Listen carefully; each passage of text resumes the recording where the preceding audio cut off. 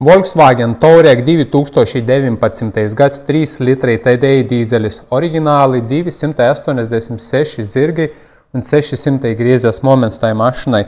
Klients atbrauca pie mums uz pilnvērtīgā pirmā steidža.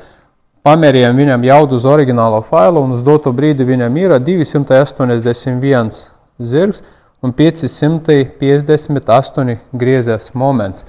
Tātad mēs ko izdarījām? Nolasījām virtuālo oriģinālo failu gan ātrumu kārbai, gan dzinējam. Pēc tam mēs izņēmām ārā tai mašinai vadības bloku, redzi, ekrāni, viss saliec iekšā, tas ir jaunas paudzes R-Line Volkswagens, tā kā šitai viņam zem kapota atrodas dzinēja vadības bloks. Šī vietā, un ko mēs konstatējam to, kad viņu noņemam un nolasījam, es, protams, salīdzināju programmatūru, viņam jau AD+ sistēma atslēgtā kaut kur citur. Tātad mašina jau 19. gada ar nelielu nobraukumu, un AD+ sistēma tai mašinai vairs neiet. Tā kā viss pārējais vēl ir iekšā, mēs uztaisījām pilnvērtīgo pirmo steidžu, gan dzinējam sačipoju, gan ātrumu kārbai, un tagad izbrauksim un paskatīsieties, kādi rezultāti tai mašinai būs pēc mūsu čipā.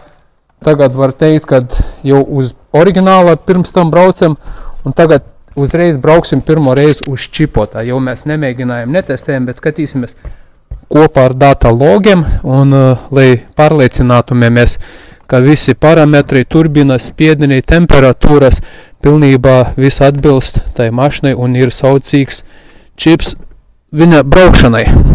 Labi, braucam.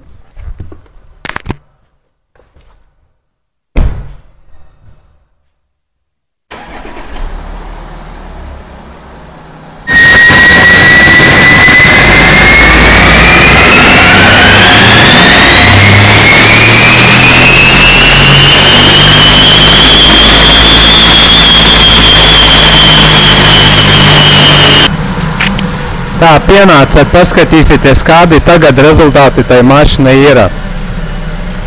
Tāks, tad bija viņai 281, tagad 318 zirgu un bija 558, tagad 643 griezes moments.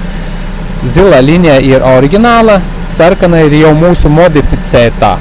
Tad nepārtraukta līnija ir zirgspēki, un ar punktiniem pārtraukumiem ir griezes moments.